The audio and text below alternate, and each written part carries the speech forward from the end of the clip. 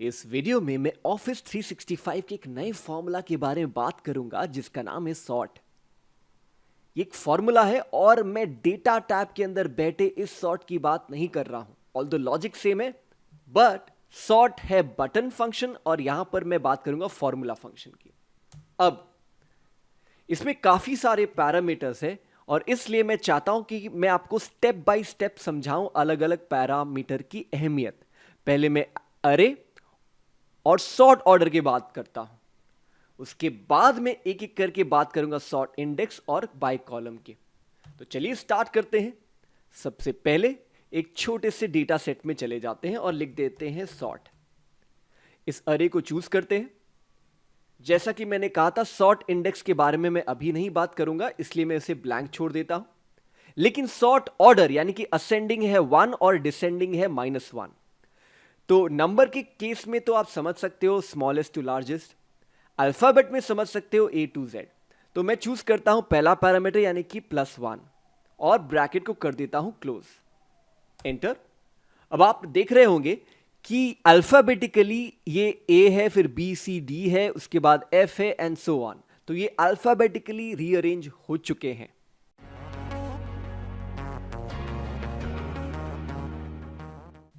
चलिए और एक एग्जांपल दिखाता हूं नंबर के केस में इन डिसेंडिंग ऑर्डर।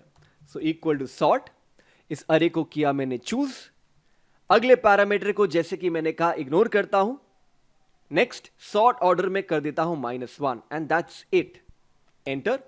देख रहे हैं आपके सारे स्कोर डिसेंडिंग ऑर्डर में अरेंज हो गए। और सबसे खास बात यह है कि अगर बीच में किसी स्कोर को अगर बदल दिया गया है तो ये पूरा डेटा आंसर अपडेट होता नजर आएगा। ये था बेसिक सॉर्ट फंक्शन जहां मैंने बात करा अरे के बारे में और सॉर्ट ऑर्डर के बारे में। आइए चलते हैं अगले शीट में जहां मैं बात करूंगा सॉर्ट इंडेक्स के बारे में। नाउ इस बार मेरे पास एक कॉलम नहीं, 3 कॉलम है एक टेबल के अंदर। अब मैं सॉर्ट करता हूं, इस बार पूरे अरे को चूज कर देता हूं। सॉर्ट इंडेक्स का मतलब यह है कि अगर आपने 3 कॉलम चूज किया यानी कि 1 2 और 3, तो किस कॉलम के बेसिस पे आप सॉर्ट करना चाहते हो, स्कोर या डोमेन एक्सपर्टीज? तो आइए देखते हैं। मैं करना चाहता हूं as per the 3rd column, इसलिए मैंने लिख दिया है सॉर्ट इंडेक्स। अब सॉर्ट ऑर्डर बताता हूं, -1 फॉर डिसेंडिंग ऑर्डर, ब्रैकेट को कर देता हूं यहीं क्लोज, एंटर। तो आप देखोगे ये पूरा टेबल का वैल्यू एक साथ आ गया है और खास बात यह है कि पूरी टेबल की वैल्यूज सॉर्टेड है एज पर द लास्ट यानी कि 3rd column, that is score.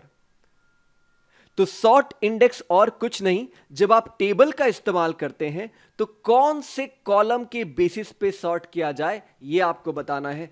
चलिए और एक एग्जांपल देता हूं, इज इक्वल टू सॉर्ट, पूरा टेबल किया मैंने चूज, F4 की जरूरत नहीं है, no dollars required in Office 365 इस फॉर्मूला में। सॉर्ट इंडेक्स में कर देता हूं 2 यानी कि डोमेन एक्सपर्टीज, और डोमेन एक्सपर्टीज में क्या दिए गए हैं, अल्फाबेट्स। तो अगर आपने असेंडिंग किया तो A to Z होगा, डिसेंडिंग किया तो Z to A होगा। तो आइए देखते हैं, सॉर्ट इंडेक्स बना दिया 2 और मैं कर देता हूं इसे डिसेंडिंग यानी कि -1। देखते हैं क्या होता है। बहुत ही बढ़िया, आप जैसा देख रहे हो ABCD ऊपर की तरफ जा रहा है यानी कि डिसेंडिंग ऑर्डर में अरेंज्ड है in terms of 2nd column.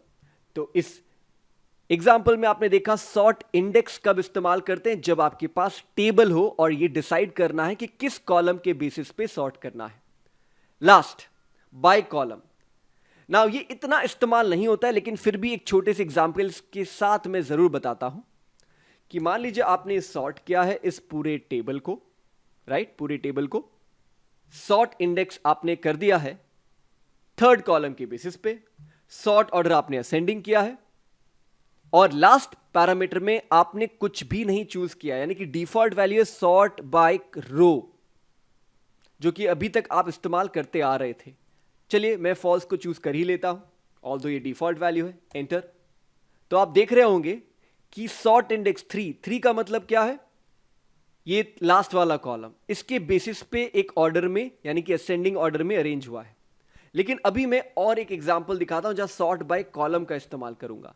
ये पूरा टेबल को किया मैंने चूज, कॉमा, एक बार सॉर्ट इंडेक्स को मैं इग्नोर करता हूं, सॉर्ट ऑर्डर को मैं करता हूं असेंडिंग ऑर्डर और बाय कॉलम चूज करता हूं इस बार।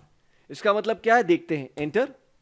यस, कॉलम 1 रीअरेंज हो गया है क्योंकि कॉलम 1 पहले आना चाहिए, कॉलम 2 बाद में, फिर कॉलम 3। तो बेसिकली आपने हेडर के बेसिस पे यानी कि पहले रो के बेसिस पे बाय डिफॉल्ट इसे अरेंज कर दिया है, कॉलम 1 पहले, फिर कॉलम 2, फिर कॉलम 3।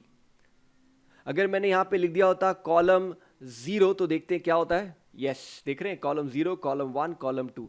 तो ये वही चीज है जो आपने शायद सॉर्ट में देखा है, हिडन ऑप्शन है, ऑप्शन के अंदर सॉर्ट लेफ्ट टू राइट।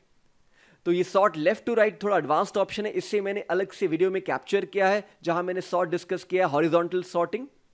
तो ये वही है लेकिन सॉर्ट फॉर्मूला के रूप में। ये बहुत कम इस्तेमाल होता है, इसलिए मेरा सुझाव है आपका फोकस इन 3 पर ज्यादा रहे। मैंने और एक सेपरेट वीडियो बनाया है ऑन सॉर्ट बाय, उसे जरूर देखिए to understand what is the difference between sort and sort by. तब तक मैं आपके फीडबैक और रिव्यूज का इंतजार करूंगा।